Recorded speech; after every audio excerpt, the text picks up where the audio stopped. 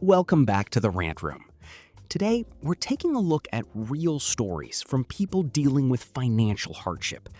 Some are feeling the impact of the economy, while others are facing the consequences of tough money decisions.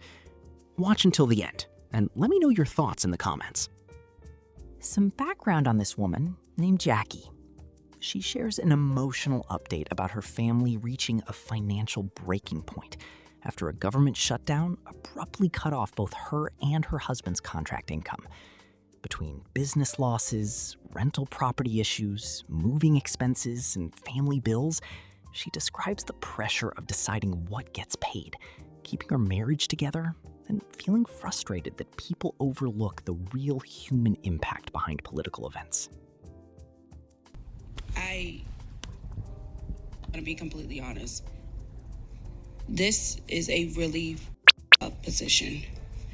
Like, I don't know any other way to put it. But it is what it is. And we got to do what we got to do. So, let me just start. For those of you who don't know me, my name is Jackie, and this is gonna be a different type of video because this is one of them things where I'm just literally at my breaking point. And I'm not usually the type at all to really get affected by things, but I'm telling y'all right now, this government shutdown is not only taking a toll on me, but it's taking a toll on my husband. In turn, is taking a toll on the marriage altogether. A few days ago, on our main channel, we put out a video of how subsequently after the government shut down, our business pretty much just went away overnight. But not only that, my husband's contract went away overnight too. And for those who have been following that, knows the journey, knows that when my husband got medically retired from the military, it took him a very long time to get a job.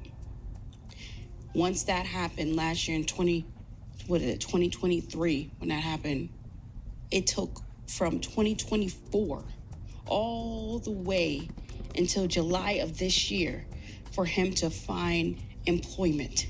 That's how difficult it was. Subsequently, because he got the job in Northern Virginia, the family moved because we're going to move together. I mean, that's what you do. You move as a unit. And in addition to all that, we're dealing with a tenant that destroyed our property, causing over $40,000 in damages.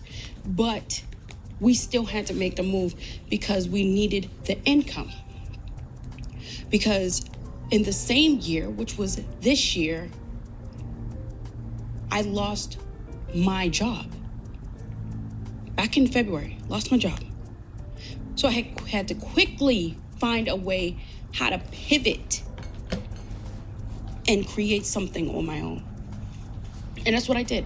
Created a business, got clients, all that. Put it out all over YouTube because that is what happened. But I am not going to lie. I am not going to act like this is not affecting me, because when I say the amount of pressure that I feel right now, it's a complete understatement. We literally have to pack up. That's why you see all this, the room, just the way it is. We have to pack up and go back to Florida. Mind you, we have a lease here. We have the properties. 2 of them are vacant right now.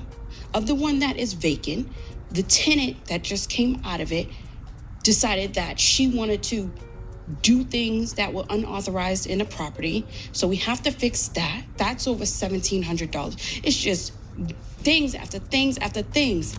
Not to mention, we're talking about vacant properties. At this point, 3 of them. Then we have this rental right here. Y'all, we're talking about over $15,000. And we're just talking about in just properties just coming out of the pocket. Just from one person. Went down from 2 income to just 1 overnight. His business is not going to be able to do it. It's the pressure. It's the pressure. I'm at the point where I'm just so done. I'm just so done trying to just keep him uplifted and stuff like that. I mean, he's going through it. I can only imagine how he feels. It's terrible. Like, it's wrong. It's wrong what is happening right now. These people out here just shutting down the government, acting like people don't have a livelihood, acting like people don't have families. But this is the reality. This is the reality. When all this is it just comes crashing down. Then you have people not knowing. You try to call family and they just don't, oh, well, it'll be okay. It'll be okay. No, I'm looking at reality. Reality is, it's the first. This is due, that's due, that's due, that's due. You have to sit here and make decisions on what to pay and what not to pay. I don't know. I'm pretty sure there are people out there that are going through this. But it's like to the point where it's making me sick. When one thing comes at you, it all comes at you. It all comes at you. And then, of course, we have our whole YouTube. We gotta show up. We gotta show up. We gotta stay positive. But the reality is, it's like, how do you stay positive when real things are going on with you? How do you tell someone else that it will be okay if real things are going on with you? How are we supposed to survive out here? Yes, I mean, someone could say, oh, well, no one told you to get the property, so we didn't do, but we did. We did. There are people that are really affected by this. There are people that has to make a decision on what they are going to do, what they are going to pay, how are they going to be able to pay for their next meal, everything. But why does anybody care? Why should they care? Things are coming at us quick, and there has to be quick decisions made. Oh, sell the house, sell the house. It doesn't work like that, right? In order to sell something, there has to be a buyer. But besides all of that,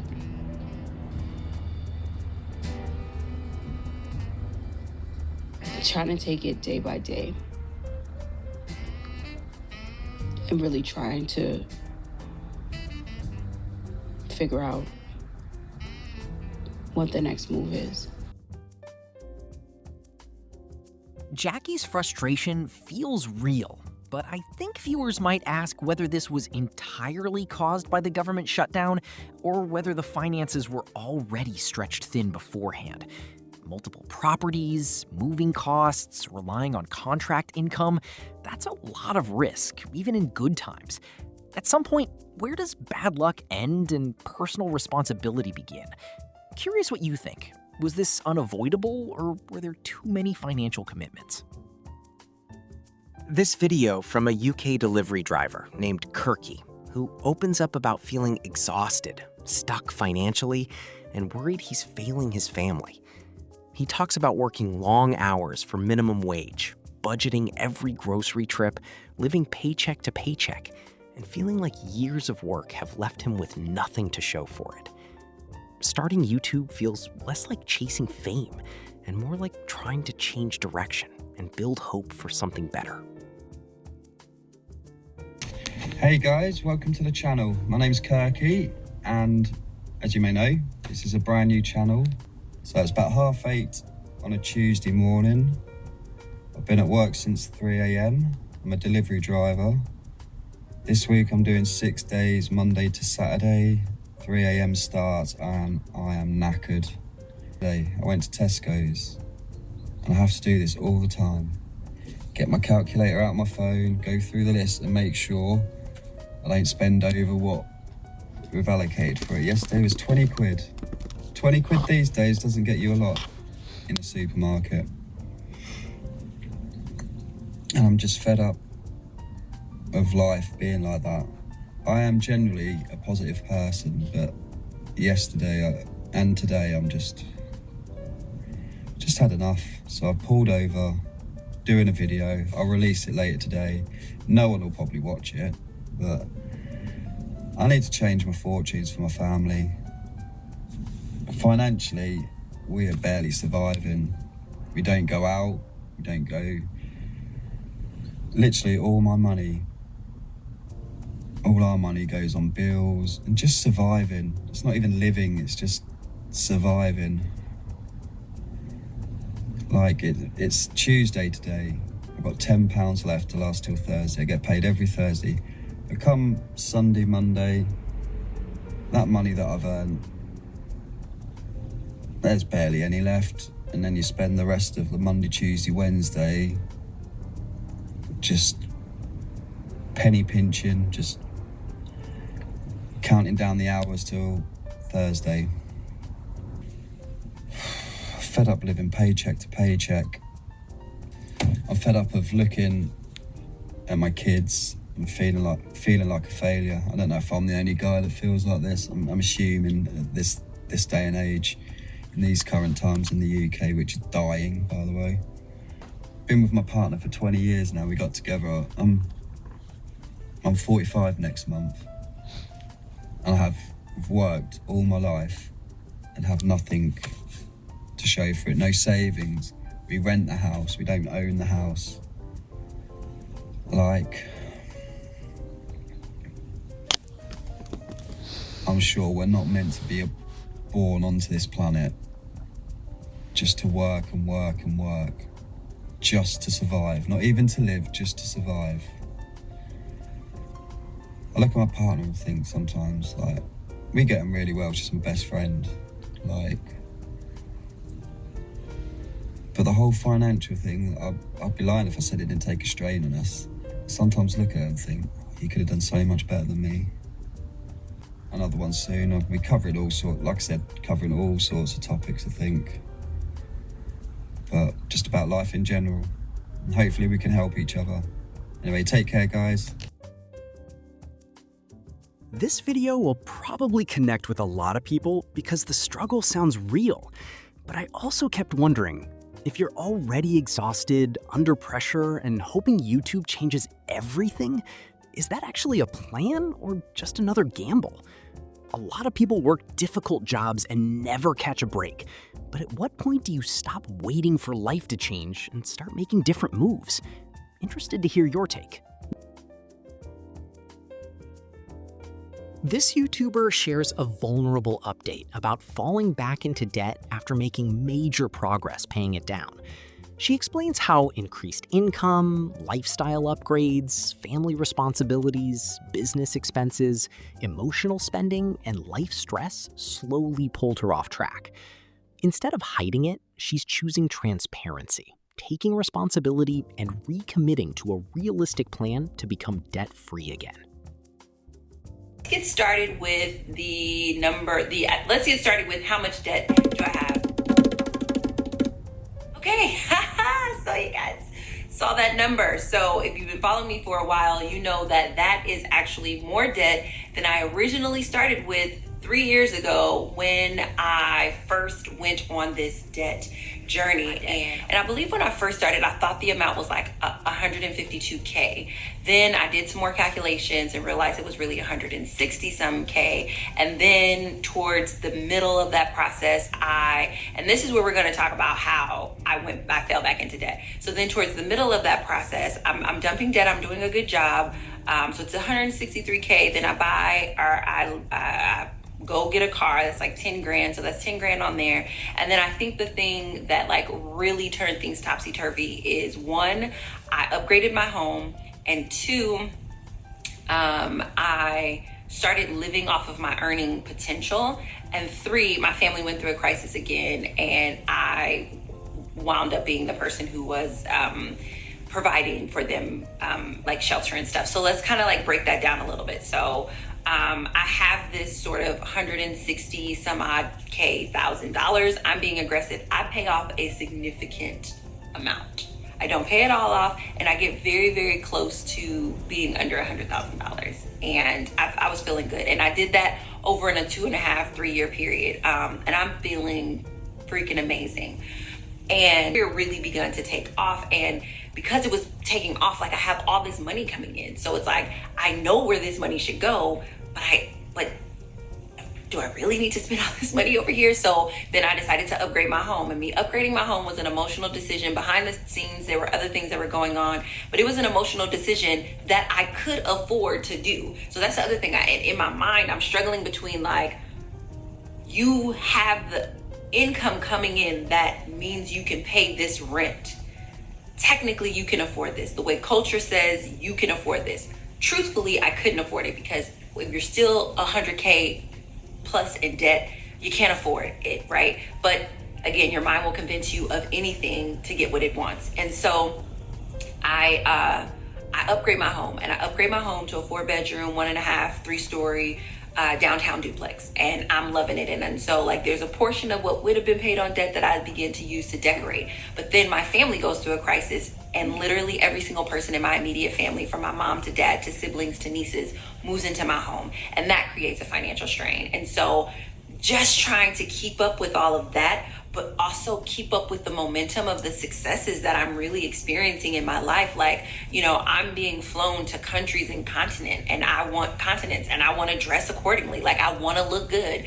But the stress at home is like, okay, then I'm upgrading my self-care. You know, I'm getting my nails done. I'm getting massages. I'm doing all these things that before, when I was being very aggressive, I wasn't doing. And I'm thinking, oh, it's just $20. It's just $40. It's just, you know, I'm not realizing that adds up when you do it 2 to 3 times a week. Like, that adds up when the stress at home is so great that you are really indulging in other self-care habits that come with expenses, because there's a way for you to do self-care that doesn't have the measure of expense that I was creating. You know, my behavior began to be the behavior of someone who said that this is a tool, this is leverage, it's okay. Like, I made the decision, consciously, unconsciously, it doesn't matter, I did it. And I'm saying that because I want you to see that I'm accepting full responsibility. It's no one's fault. It's not the man. It's not the system. I did it. I fell back into debt because I stopped choosing to get out of debt. I fell back into debt because I went back on my commitment to myself to get out of debt. The other thing that I want to point out too is the going back into more debt. That often happens, and a part of the reason why I was able to go back into more debt is because my income soared so high. But also I realized that my debt threshold, the place at which I'm comfortable, I am comfortable carrying 150K. I don't break a sweat, and I should, but I don't break a sweat. But I don't break a sweat because of the thoughts that I had around consuming that amount of debt, and because I'm not experiencing the pressures of having that debt, which is a problem. Like, I should feel the weight of 150K, but I don't. And so my debt threshold is actually 150K. These couple $1,000s that are over the 150K, that's what's really making me uncomfortable. So let's talk about the types of debt that I have. I wrote this down. Let's talk about the types of debt. So I have collections, right? So top of the year, I told you that I got very, very sick. And so that meant that I broke my lease unexpectedly. That meant that I didn't pay off these utility bills, and my utility bill went from like $75 a month to like $800 a month because I have 6 adults, 8 children living in one home. So it was like $75 a month to $800 a month. So I have my utility bills are in collections. I have my broken lease amount that's in collection, and just various things like that are in collection. My car that I had bought a couple of years ago, I have not made a payment on that car in a while. And I have business debt, right? I was launching a premium 3-day conference, and while there was great amount of money coming in because of the ticket sales, it was certainly not enough to cover the costs. And so I have business debt from that experience, from doing the conference, upgrading my office, and just other business expenses that I incurred through traveling. I have personal debts where people have been very, very kind and generous to me in both this season that I'm resting in now and just the season when I was building.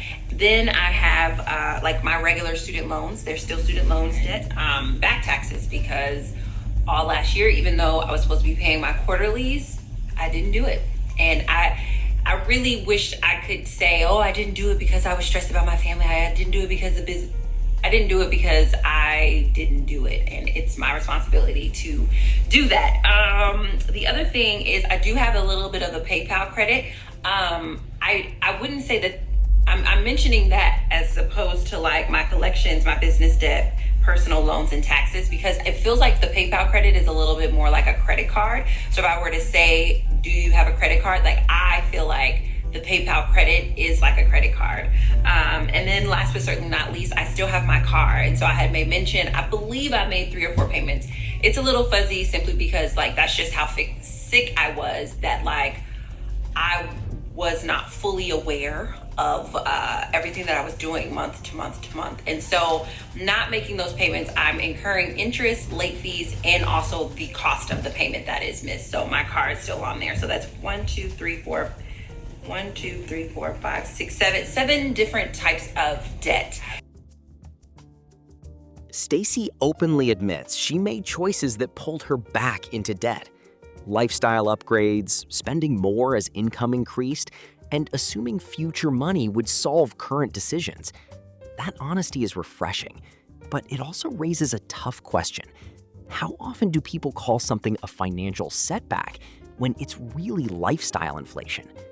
Do you agree with her that debt is mostly behavioral, or is that oversimplifying things? I hope you all enjoyed this video. Leave your thoughts in the comments section. Thanks for watching, and I'll see you next time.